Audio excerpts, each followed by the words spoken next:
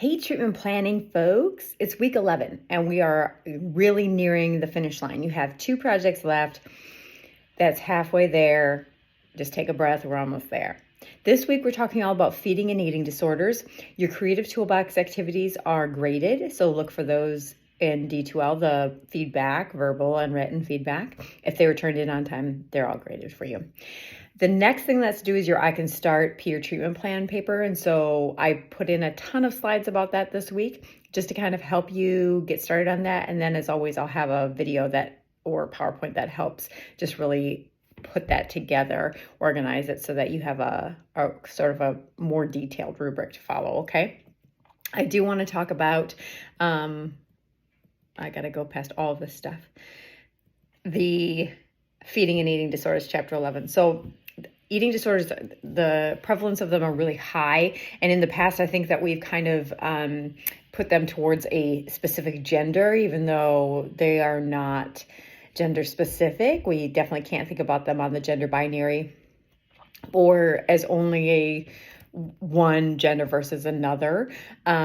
So lots of folks have these. They start really early. We can have kids talking about their weight or their bodily appearance, even in elementary school. And usually that comes from other kids making comments on the playground. And that's because media, social media, TVs, movies, all that stuff focuses a lot on a filtered image that is unattainable for folks. And so they see that as the model and then they try and attain that. But also this is a deeper thing inside of them that makes them feel like something is wrong or they need to control something. And so the statistics alone are frightening.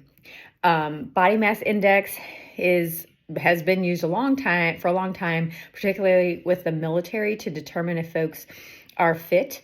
And BMI is very controversial. It does not take into account anything about your bone structure, about the amount of muscles that you have. It doesn't tell us necessarily how athletic you are. And so BMI is, not my favorite thing at all. It's a quick hand way to estimate things, but definitely does not tell us the whole picture. In order to really understand body fat percentage, we have to not even do caliper testing where they squeeze and take measurements across like 7 parts of your body. It goes with being submerged underwater and having it tested that way. So most people do not do that. Most people do not have access to that. Your body absorbs your calories at different rates. So there's always talk about dieting with like ketogenic diet, low carb diet, paleo diet. But the way that your metabolism works and functions is based on a lot of different factors. And so you cannot determine how your body will respond to something, particularly due to other diagnosis, medications, etc. Okay, so often we find that if we give our clients psychoeducation about things, they often will use that in a beneficial and healthy way. And sometimes they'll use it to create more issues for themselves. So just know that. The Maudsley approach is kind of the gold standard right now. It's a family-based approach because we often see folks who have disordered eating struggling within their family. And so we want to make sure that everyone is on board. We want to see how people are contributing to this issue with food and help everybody support the individuals who are experiencing disordered eating, okay? There are lots of different eating disorders.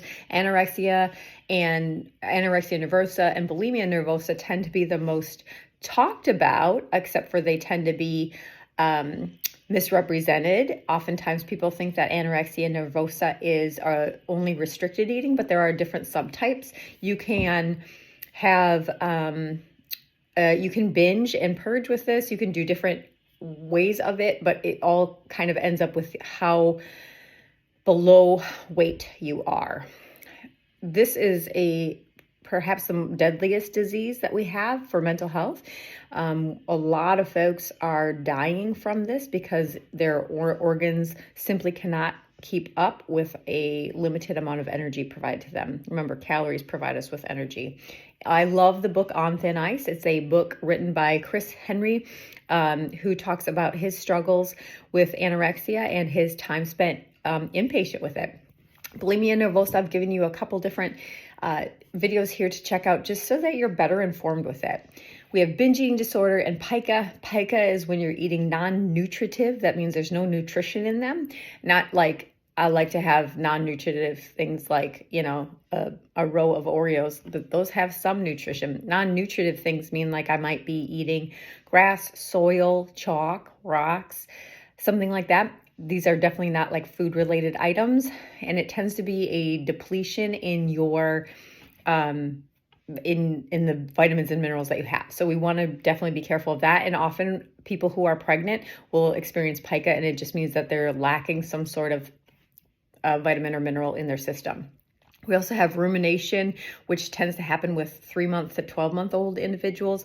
And that's when they throw up their food and then eat it again. And then and that tends to be based on kids who aren't getting enough food. And then we have avoidant or restrictive, which are new, and that's different than picky eating. So you'll want to look into that.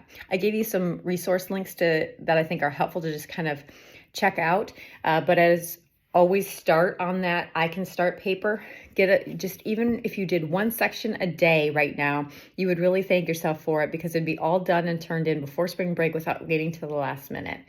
As always, email me, text me, call me with any questions. I'm more than happy to support you to make sure that you fully understand everything that you're doing for this class. Take care, everyone, and I'll see you next week.